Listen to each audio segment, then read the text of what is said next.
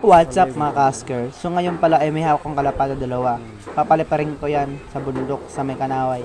Dito yan sa Bicol, nagtatagalan ako para maintindihan nyo naman ng mga taga Manila. Nanonood sa akin. Ayun, makikita nyo dalawa yan. Yung isa inakay, saka yung isa matanda na. Mag-ina pala yan, dalawa yan mag-ina.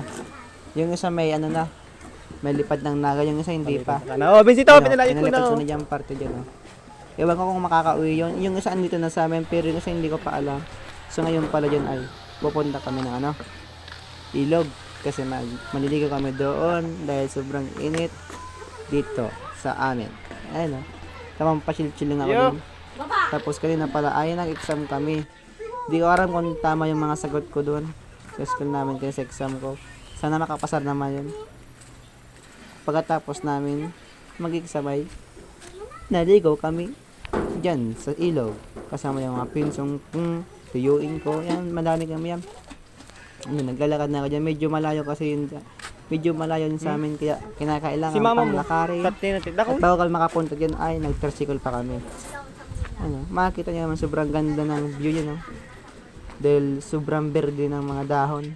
And then yan, makikita nyo pagmumukha akong chokoy. Ano, chokoy.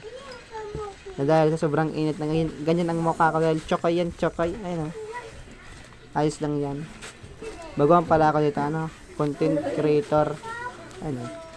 Wala pa akong masyadong, sa masuporta sa akin, kaya di rin ako gumagawa ng video. Chill-chill lang ako dyan, At ito yung view, pinapakita ko sa inyo, sobrang ganda yan, andi ng tubig, kaya lang medyo mainit. Yung isa nakapayong pa, diba? Nag-uusapan sila, shout out sila sa nag-uusap, kasama namin yan, pero di ko yan kilala. Kasama yan ng classmate ng pinsan ko. At dyan bumaba na kami sa ilog dahil malapit na kami. Yan ang daan papunta doon sa ilog na paglilagaan namin. Medyo medyo malubak-tubak. Tamang ingat-ingat lang yan, baka madapa at maundok ang ulo. Hoy, napapunta na kami sa baba niyan. Yan sa baba niyan, hindi na kayo maliligo. Makikita nyo na ang ganda talaga dito. Nagpipicture pa yung mga iba. Bumaba na kami dyan, natagdahan-dahan para hindi mahulog sa maling tao. Madami pala kami, Hindi ko lang sinasabi sa kanya. Hirap agad ang voice over, gagi. Kapag naglalakad ko yun, ay, sobrang init talaga dyan. At, naka-apak na ako sa tubig dyan. Sobrang lamig, promise, ang lamig yung tubig dyan. Kaya, punta nyo na rin ang Morales Beach. Morales, ilog lang yan, hindi yung beach. Andyan, umakit kami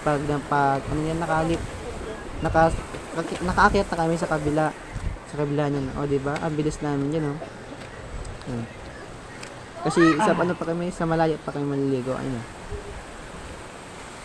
Tamang akyat lang dyan, Tamang ang view. Ayun ang view. Diba? Ang ganda ng view. So dito, sinusubukan ko yung, alam niyo yung uso ngayon sa TikTok. Yung ginaganyan, Sigan yun ang view. Ang ganda ng view, diba? Hindi ko pa yun mag-gets kung paano in-edit yun, saka wala pa akong pang-edit ng mabuti. Tamang paikot-ikot ng padahan-dahan. Dahan-dahan siyang nahulog sa akin.